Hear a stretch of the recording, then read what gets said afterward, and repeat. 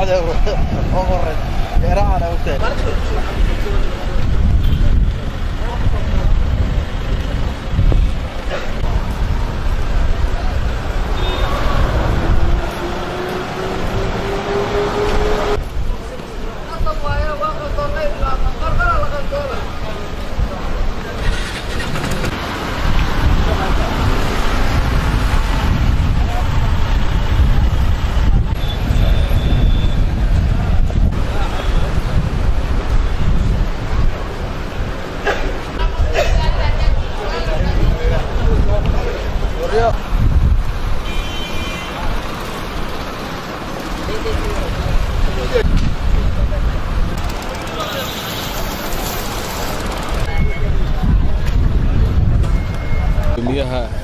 howlaha guud ku-xigeenka gobolka Banaadir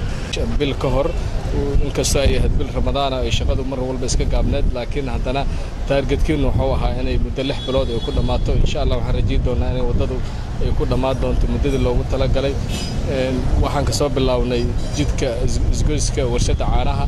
oo haddana waxay maraysaa dhanka laamiga wuxuu maraa isgoyska Balaxi sida u jeedaan dhanka kalena marshabiidu isaguna wuxuu marayaa waan tagi doonaa isgoyska Carwo Idko ee degmada Warriigley dhinaca marshabiidiga ilaa laba degmo alxamdulillah waxay noogu dhamaatay si nabadgelyo ah noogu dhamaatay inaan ku dhameystirno laamigana waxaan noo dhamaaday degmada Hodan sida hadda aan qorsheyn oo tahay muddada 6 bilood waxaan rabnaa inaan ka sugo aan soo dhameeyno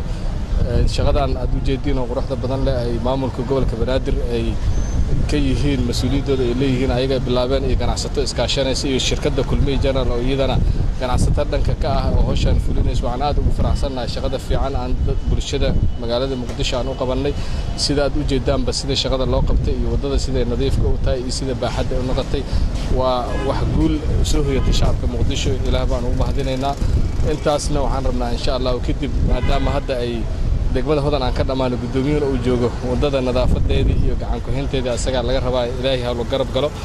sida ay u qurux badan tahay sida ay tahay in bilacdeeda sidaas loo maintain gareeyo waana mahadsantiin billahi tawfiiq inkii gobolka Banaadir dhanka howlaha guud uu soo booqday jidka Sodonka iyo shirkadda Kulmiye oo ah shirkadda dhismaha wadada jidka Sodonka waa mahad Ilaahay bil ka hor shaqada waxay ka soo bilaabatay warshada caanaha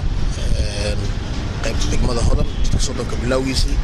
markaas oo ay noo dhagax dhigeen ra'iisul wasaaraha dowladda federaalka Soomaaliya iyo gudoomiyaha gobolka Banaadir maanta saa u jeedaan waxa laga baxay Hodan jidka quruxda badan ka soo baxay maalintii la bilaabayay wadadan saxmad baysan ahayn laakiin maanta waxa arkaysaa gawaarida iyo ganacsiga iyo shaqada ka kala socota aad ugu faraxsanahay maamul ahaan degmada ahaan anaga hadda waxa noo yaala saacada wax laga bilaabo biri waxa noo bilaabo doonta duu Ilaahay raado dhireenta wadada ka soo bilaabato warshada caanaha oo aan rabno in dhir iyo aan ku abuurno nadaafadeeda aan ka shaqeyno duu Ilaahay raado dadka Soomaaliyeed ee degan wadada hareeraheeda waxaan kula talinaynaa inay ilaashadaan wadadan quruxda badan inay ilaashadaan amniga xaafadda inay ilaashadaan bilicda iyo qaab dhismeedka jidka inay ka wada qayb qaataan nadaafadiisa duu Ilaahay raado aad waxaan ugu faraxsanahay maamulka gobolka Banaadir ay ugu mahad celinayna wadadan halbowlo ah magaalada Muqdisho iyo ganacsatada Soomaaliyeed ee isku howshay dib u yagleelida wadada jidka Sodonka assalaamu calaykum gudoomiyaha kala xiran jiraan degmada ku howlankiina ku tahay saan la soconaba 2 usbuuc ka hor asagana wadada Bakaaraha isgoyska Bakaaraha ilaa Balaxi tagta oo bahalgaleen ahayd oo muxuu ahaa qashin qub laga dhigay waqti dheer ayay muxuu ahaa maamulka gobolka Banaadir iyo degmooyinka Hodan iyo Howlwadaag ka qayb qaateen nadaafadiisa gudoomiyaha gobolka Banaadir iyo dhammaan ku-xigeenadiisa nagala soo qayb galay wadooyin kala jira aan ku howlana haduu Ilaahay raado ahmiyadda koobaad anaga degmo ahaan waxaan xoog saareynaa nadaafadda iyo bilic soo celinta wadooyinka ku yaala degmada iyo guud ahaan gobolka Banaadir wadadii Sodonka oo ka soo bilaabatay warshada caanaha kuna dhamaanaysa isgoyska Fagax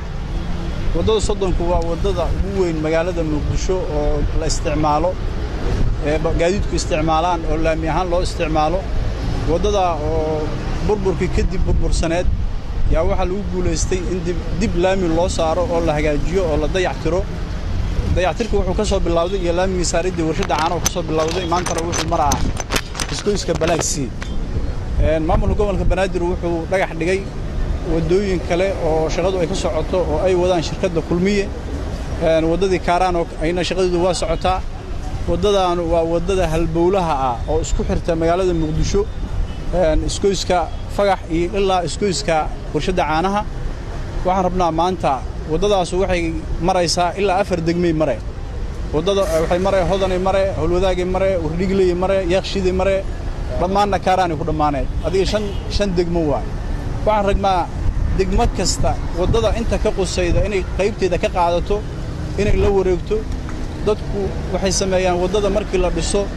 kadib waa la burburiyaa carra lagu daadiyaa qashina lagu daadiyaa baabuur jaqafiyaa la dhigaa waxaan rabnaa arrintaas inay sadhicin oo degmada hodan iyo shacabkeeda inay wadadan maanta la wareegaan wixii ka dambeeya mas'uuliyadeeda haday qashinta ayaga lagu xisaabtamo haday burburta ayaga lagu xisaabtamo waxa waaye Soomaalidu in wax la burburiyo waa la yaqaan laakiin in wax la dhiso lama rabo waxaan rabnaa wadadan qarash badan la geliyay qarash badan hadii la geliyay si aysan u burburin maamulka degmada gudoomiyihii degmada ayaa nala socda dadkii degmada hodanna way joogaan maanta waxaan rabnaa degmada hodan inay la wareegto isgoyska balaagsi ilaa warshada caanaha ay mas'uuliyadeeda la wareegaan laamiga haduu burburo ayaga lagu xisaabtamo hadii carra taalo lagu xisaabtamo waxaa nasiib darro ah in guri $500,000 jooga ama 1 milyan jooga wadada qarkeeda ku yaala iridkiisa in qashin yaalo carra taalo laamiga in loo dhiso uu rabo qashinkiina maamulka gobolka Banaadir inuu ka qaado uu rabo taasuna dhici mayso waxaan rabnaa laamiga dadka loo dhisay in mas'uuliyadeeda ay qaadaan dadka guryaha leh labada guri oo iska soo horjeeda iyo marshibiyeedka iyo laamiga ayaga mas'uuliyadeedu saaran tahay waxaan rabnaa inay ilaashadaan qashinka ka ilaaliyaan dhaqaan carrada ka ilaaliyaan qolada habeenkii wadooyinka jarta oo garweynada qaata ama hamar siiyaan biyo hamar siiyaan ama waxa waa hamar siiyaan fiilo koronto inay ayagu ka cishadaan labada guri oo iska soo horjeeda ayaa laamigan iska leh laamigan ilaashadaan rabaa hadduu baabuur jajabinayo iyo haddii cid kale jajabinayo mas'uuliyadooda waxa la rabaa ayaga in lagu xisaabtamo laga bilaabo maanta oo bishu ay tahay 15 bisha 2017 waxaan rabnaa degmada hodan inay laamigan la wareegto gudoomiyuhuna oo kula xisaabtamo dadka guryaha iska leh inuu kula xisaabtamo qashinka yaala oo hadhow uu ku ganaaxo misana uu ku xiro Soomaalidu waxa waaye ganaaxa way ka cararaan xarigana way ka cararaan waxaan rabnaa gudoomiyaha degmada waa nala joogaa inuu fursadan ka faa'iideysto inuu yiraahdo gurigan oo intaas oo $100,000 ku fadhiya in iridkiisa carra taalo oo anaga laamigiina loo dhiso misana carradii laga qaado taas oo dhici mayso waxa la rabaa inuu gudoomiyuhu u yimaado ganaax saaro albaabada ku shaqeynayaan uu ka xiro ilaa ay nadiifiyaan hortooda ay nadiifiyaan iskooyska fagax ilaa laga soo gaaro iskooyska warshada caanaha guri banaan oo jajabsan kuma jiro dada iskale guri kastana kira laga qaadaa waxaan rabnaa dadku inay hortooda nadiifiyaan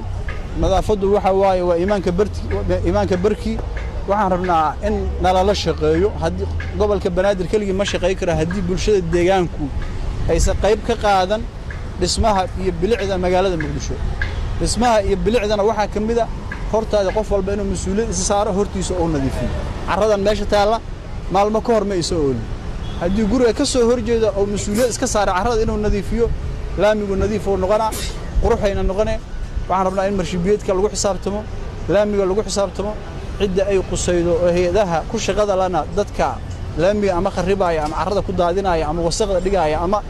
sanduuqadaha dhex dhigaya ama tabeelayaasha ciidarada dhex dhigaya in shaqadooda ka qabsadaan waana mahadsantiin waxa hadda ka dambeeyay waxaan ku xisaabtamaynaa degmo walba qaybta laamiga ka qusayda ayaan ku wareejinaynaa maalinta ay dhamaato maanta waxaan ku wareejinaa degmada hodan kadib waxaan ku wareejinaynaa degmada howlwadaag kadib waxaan ku wareejinaynaa wardhigley kadib yaaqshid ilaa meesha ugu dambayso kaaraan aan ka gaarno degmooyinka waxaan rabnaa inay tartan sameeyaan oo xagga nadaafadda ah laamiga degmo kasta qaybta ka qusayda inay hagaajisaan rabnaa maanta hodanaan joognaa hodan degmada hala wareegaan nadaafadooda hala wareegaan mas'uuliyadooda hala wareegaan wax allaale wixii ku saabsan laami maanta wixii ka dambeeyay degmada hodan ayaa laga xisaabtamaa inta ka dhaxaysa degmo balaagsi ilaa warshada caanaha waa maasantii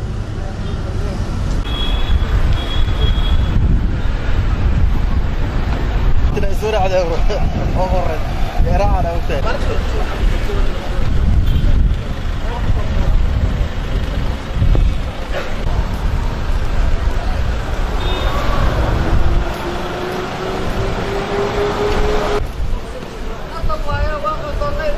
الله